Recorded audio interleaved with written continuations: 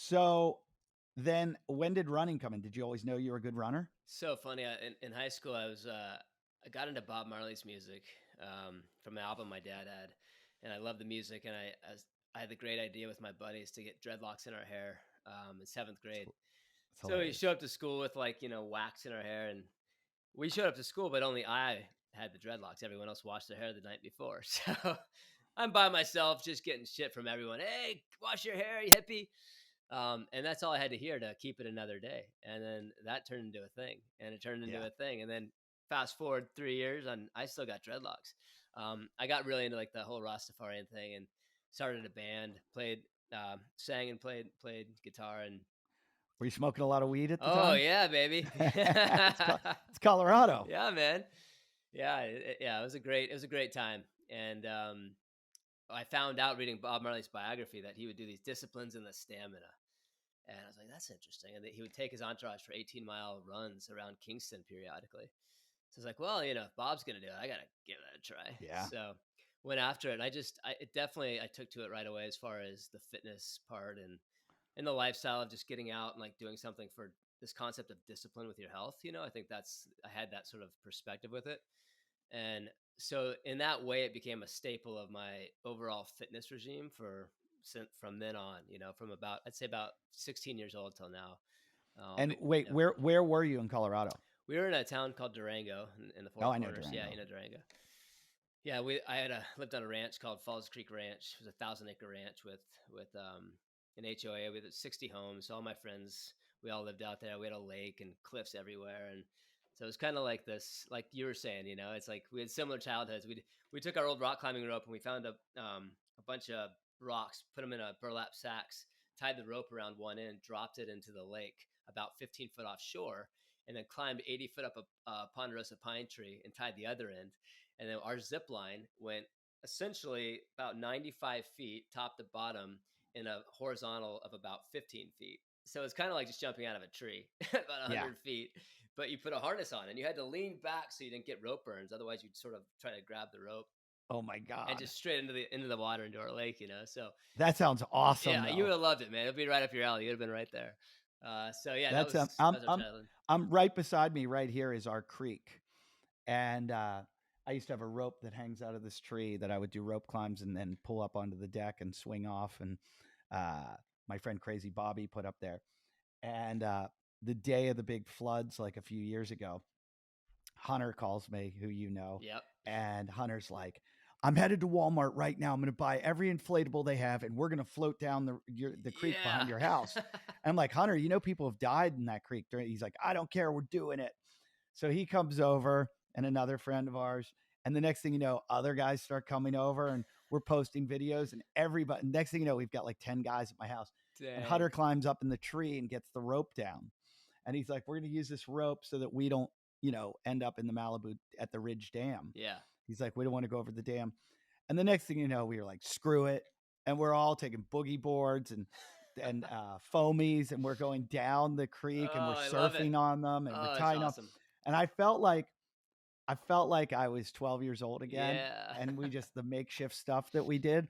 And it was so funny because I had like a meeting. It was like we started at like 8 or 9 a.m. and I had a meeting at noon. And the next thing I know, I look at the watch, it's 2 p.m. And I'm like, this is the best day I've ever had. I just blew through a meeting. I didn't pay attention to anything. But it was, people were yelling at us. Neighbors were like, you're going to get killed. And I was like, go back to your bubble. Like we're having there's like 10 grown men jumping in a dirty creek. Amazing. And yeah, it was so fun. It's priceless. That's like, yeah. I'll remember that day for the rest of my life. 100%.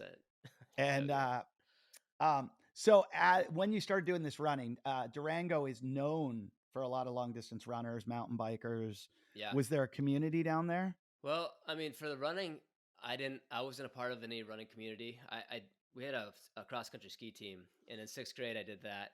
And the preseason for skiing was running. And so that was my first introduction to training to run with like a group, and it was gnarly. I mean, it was 10-mile runs up the mountains, it was intense. But the mountain biking was definitely big. The first World Mountain Bike Championships in 1992 were in Durango. So we had a huge scene. That Overend, Greg Erbold, all these guys lived there. So like you got to meet them and hang out with them. And as kids, we were highly influenced by that scene. But the running scene, I don't remember any sort of running scene. And I remember my bandmates dragging them out on runs, and they'd just be like, "Dude, this is your thing, not in this." Yeah. But I stayed with it, man. And when I moved to Cal, I got into boxing.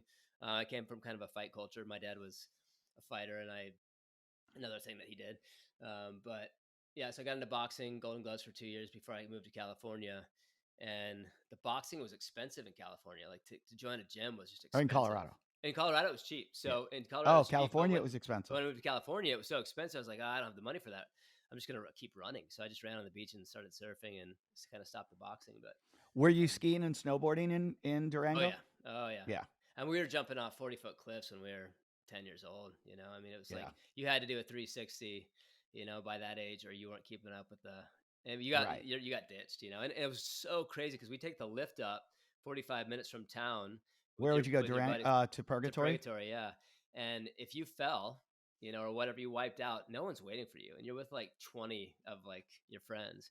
And if you drop, you get ditched, it's done, man. And so it's sort of like this social clout where, you didn't want to ride the bus home that day, so you learn to keep up and you learn to either be a badass or. Yeah, it's so funny. I wait for friends now. I check on them and everything, but I remember back in the day, it was like, fuck you. We're gone. Yeah, dude. This is your fault. Yeah. Like, what are you doing? I remember I got trapped one time in like wet, slushy powder, like where I went face down, and I was like, I couldn't get my boots out of my skis. And I was like, I think I'm going to die here. I'm pretty sure I'm going to die here. And my friends were gone. Yeah. Like they just left me. And I was like, I've got to figure out how to move through this like cement to get up to my feet because the way I was contorted, and I'm just like end of the day and I'm so exhausted, and I'm like, I had enough room to breathe. I'm like, okay, well, I know I can lie here and breathe for a while. Yeah. I'll kind of like relax and I'll get out of the, like half hour later, my friends are like, where were you? And I'm like, you guys are dicks. Yeah. We left a friend one time. There's a slope in Vail called Prima Cornice, which is, I lived in Vail for a little bit. It's a buddy came out to visit us, and it's really rocky tree area that you got to like jump turn it. And we're skiing down it, and he falls and slides, and he gets caught between two trees. Like his skis are at each end of a tree, and he's hanging upside down, and he's like, his head's downhill, and it's a pretty steep pitch, like 45-degree angle pitch or something. So he doesn't have the strength to get up to get out of his bindings. And we're way downhill of him, but we can see him, and he's screaming. Oh, and no. I remember just going, I'm like, are we going to have to hike up there to let him out of this? And all of a sudden we were all like, let's go take another loop. We'll come back on from the top. We'll come back from the top. So we're like, his name was Wade. We're like, Wade. And he's like, help me. And he wasn't the level of skier of all of us. And we're like, listen, we're going to go up top. We'll see you. We'll come get you. So we get on the chairlift, and the chairlift kind of goes past it. And we hear him still going like, ah! Oh, it's so good. It's so mean, but it's actually the smart thing to do, Yeah, I mean, by the time we probably made it quicker than if we had hiked. And by the time we got there, he was out. Someone helped him out. Oh, really? Okay. Yeah, I forget how he got out. Yeah. We tortured him that trip. There was a buddy that came out from Pittsburgh that just shouldn't have been with us. Oh, man. We made him jump off like a 30-foot cliff one day. And we hiked to this bowl, and we get to the cliff, and he's like, you didn't tell me there's a no option cliff. And we're like, you got to go off. We're like, you're going to cause an avalanche if you don't go off soon.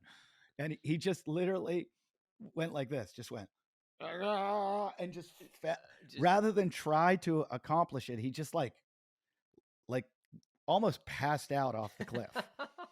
And we were like, we can't do that. I think those incidents both happened in the same day. And you know who Shane McConkney is? I'm not sure I do.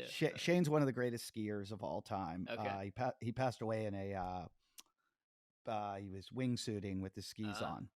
But people argue best skier of all time. Yeah. And we met him that day Oh wow. and skied with him. And it was just like to this Legendary. day where we all remember the day we skied with Shane McConkney. Dang.